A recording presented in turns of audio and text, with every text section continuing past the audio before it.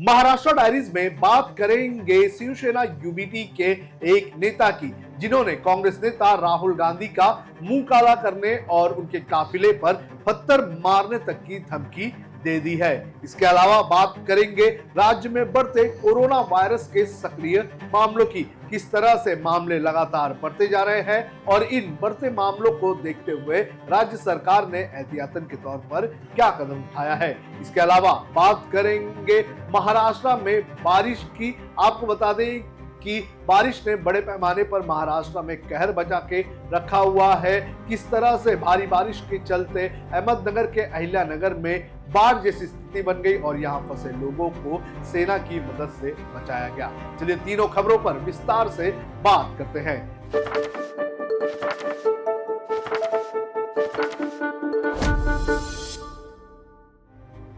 सबसे पहले बात करेंगे कांग्रेस अध्यक्ष राहुल गांधी के मुंह काला करने की धमकी की।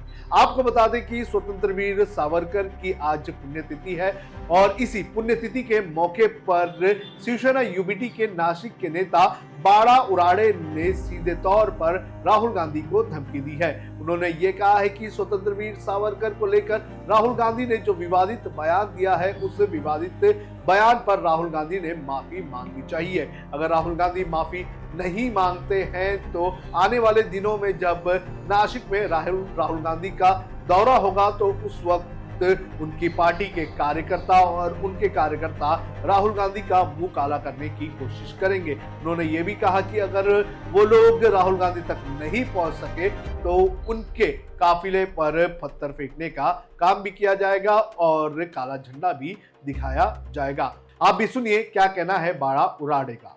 स्वतंत्र वीर सावरकर, इनका आज जन्मदिन है। स्वतंत्र वीर सावरकर ने भारत स्वतंत्रता के इतिहास में बहुत बड़ा उनका योगदान है। राहुल गांधी इन्होंने 2 बार सावरकर के खिलाफ, हमारे श्रद्धा स्थान के खिलाफ अपशब्द बयान किए हैं।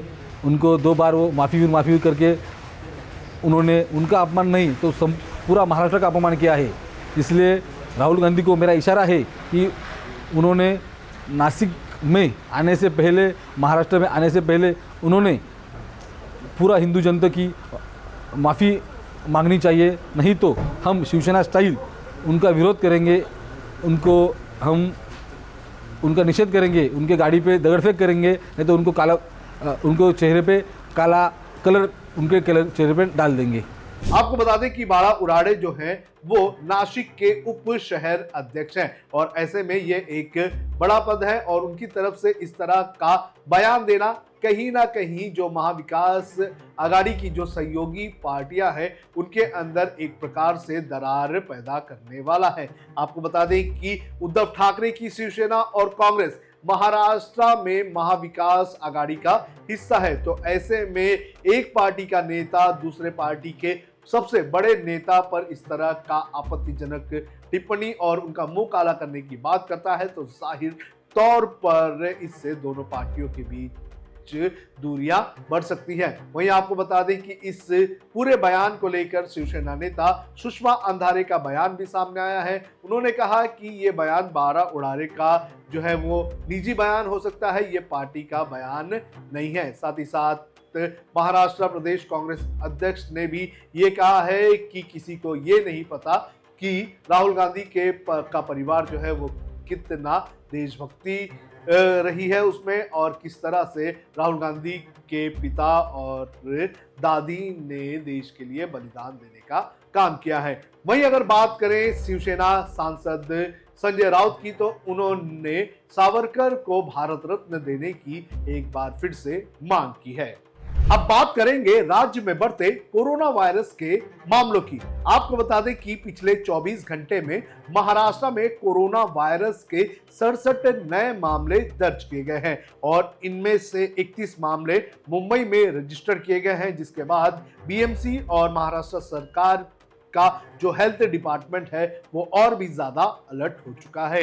इन नए आंकड़ों के साथ अब महाराष्ट्र में एक्टिव मरीजों की संख्या 325 हो चुकी है। आपको ये भी बता दें कि महाराष्ट्र में इसके पहले 400 से भी ज्यादा एक्टिव मरीज थे, लेकिन 101 मरीज जो हैं वो ठीक होकर अपने घर जा चुके हैं। वहीं चौंका देने वाली बात यह भी है कि कोरोना वायरस से मरने वालों की संख्या 4 हो चुकी है। ये जो आंकड़े मैं आपको बता रहा हूं, ये आंकड़े जो है वो जनवरी से लेकर कल तक के जो आंकड़े हैं वो आंकड़े हैं, और इन आंकड़ों में 4 लोगों की जान गई है। जनवरी से लेकर अब तक की अगर बात करें तो 8,282 कोविड के टेस्ट किए गए थे, जिनमें से 435 मामले पॉजिटिव पाए गए थे, और इनमें से भी 101 मरीज जो है वो ठीक होकर जा चुके हैं। और जो एक्टिव मरीज इस वक्त है उनमें जो है, जो मंगलवार को जो आंकड़े पाए गए थे उनमें से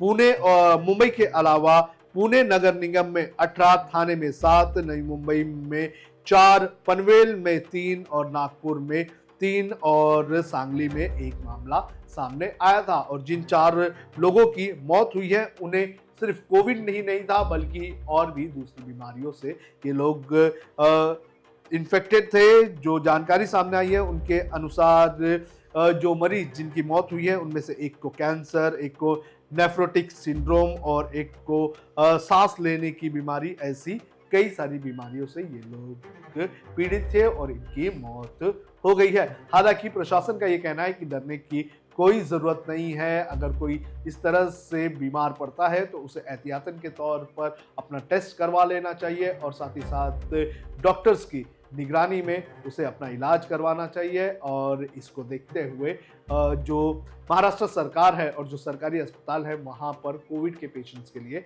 अलग अलग इंतजाम भी किए जा रहे हैं। अब बात करते हैं महाराष्ट्र में हो रही बारिश की। किस तरह से महाराष्ट्र में बारिश ने कहर बरपाने का काम किया है। पिछले 4 से 5 दिनों से महाराष्ट्र के अलग अलग हिस्सों में जोरदार बारिश हो रही है और इस बारिश का असर देखने मिल रहा है। ताजा मामला सामने आया है अहमदनगर के अहिल्या नगर के खड़की गांव का, जहां पर तेज बारिश की वजह से गांव में बाढ़ आ गई और इस बाढ़ में फंसे लोगों को बचाने के लिए सेना की मदद ली गई।